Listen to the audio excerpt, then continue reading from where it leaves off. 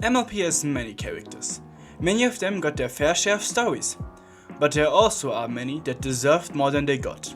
The prime example for that are of course the Kirin. They were focused in one episode and never to be seen again. They are such an interesting species, and they had so many possibilities. The problem of a flaring temper is not completely addressed through the small episode. I could see them having an episode like the Changelings had with Pharynx. One of them can't deal with all the talking again, which causes disruption in the whole village. This might seem like a reused trope, but if carried out right it could make for an interesting episode. I feel like especially Autumn Blaze has more to say. Their magic also hasn't been explored to a satisfying degree. I want to know more about the existence of the Nerik.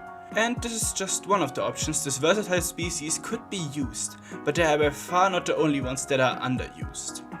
One character, or more like a character group, that my heart always tells me is underused are the parents in MLP. Starting with Fairbutter and Bright Meg. The episode they were in is my favorite episode, but I would have loved to see more about them. But they aren't a good example for that, because in the episode they appeared in, they actually were well-written characters. That's not true for most of the other parents. I think most of you don't even know the names of Twilight Velvet and Nightlight, Hondo Flanks and Cookie Crumbles, Igneous Walk and Cloudy Quartz, Bo Hothoof and Windy Whistles, or Mr. and Mrs. Shy. Yeah, those two don't even have a real name. All of them only appeared in a few episodes, and never with lots of substance. At least for the most part. What I would have wished for is an episode exploring each of these couples' histories and how they got together. That's the least what I wish to see about literally any couple, in MLP or not. But that could just be me. I'm a sucker for romance backstories like that. Which is also why I love The Perfect Pair. They executed a needed love story perfectly, and gave new characters just so much. So why not do something similar for parent characters who are still around? Another couple that I wish would be more prominent is our dear royal couple of Cadence and Shining Armor. They were introduced and then just kinda left with the Crystal Empire. For being introduced in Season 2, they didn't get that many appearances. I would have loved to see their backstory outside of the comics. I know the story, but seeing it in the show would have been way better. Another character that my heart wants to see more is the Sphinx. In mythology, the Sphinx is an incredibly interesting creature, but in MLP, she is a one-off villain. She at least could have been used in some kind of epic team-up of minor villains. That's something I would have wished for anyway, and it would have made a perfect fit for the Sphinx.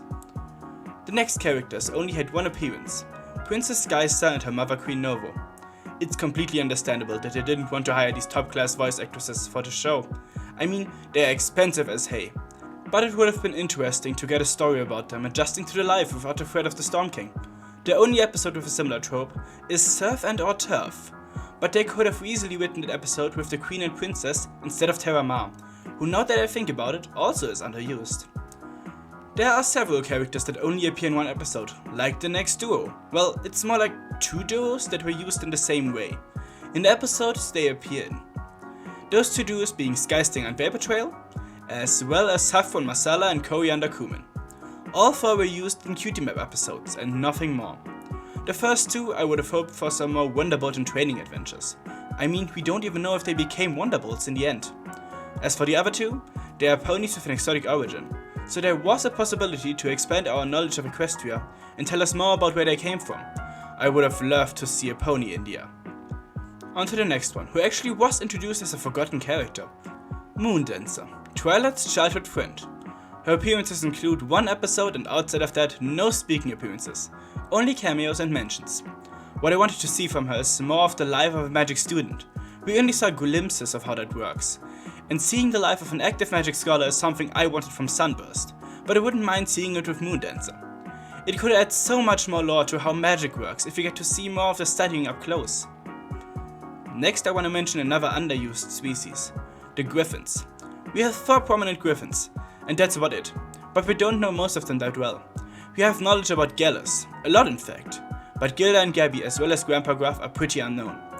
The Griffons aren't as underused as the most on this list, but I still thought it was worth a mention. We know some of the past of the Griffons, but I want to know about their future.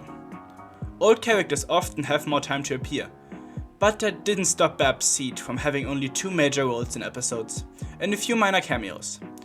As the Cutie Mark Crusader branch leader for Manhattan, she could have easily gotten her own episodes, where she helps ponies find a purpose in their life. But even more than that, I want a story of how exactly she got her cutie mark as an episode. Or even an episode of her and the rest of the CMC meeting after all of them got their cutie marks. Of course, Gary would also be part of it. A full CMC meeting is something that I need, but will never get in the actual show. Last but not least is another group that is beloved by the fandom, but underused in the show. Applejacks. I mean background ponies. We all know how beloved they are. But the show only used that opportunity once in Slice of Life. We saw glimpses of their lives. There were so many possible stories about Vinyl Scratch's career, more of the love story of Lyra and Bonbon, Derpy's connection with Dr. Hooves outside of the manga, Amethyst Star's organizing abilities, and how Vinyl and Octavia met and became roommates. All of these things would make awesome episodes I would love to see. All of these just scratch the surface of possibilities for any of these characters and groups, but I was inspired by a friend at Galacon to make a video about them anyway, to give some more appreciation to these underused characters. And these by far aren't all of them. I had several more suggestions when I asked on Twitter and YouTube. There are tons of underused characters with untold stories out there, and I love to imagine more possible stories. All of these were very brief, but now I have the urge to work on full stories that I only opened up here, as well as the urge to make a second part of this someday. So feel free to give me more underused characters in the comments. But what do you think?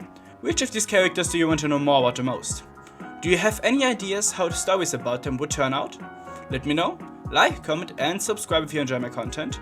Thanks to my patrons, especially to Fowly and Windyberry, and until next time, Philipponis, Bonifellas, and bye.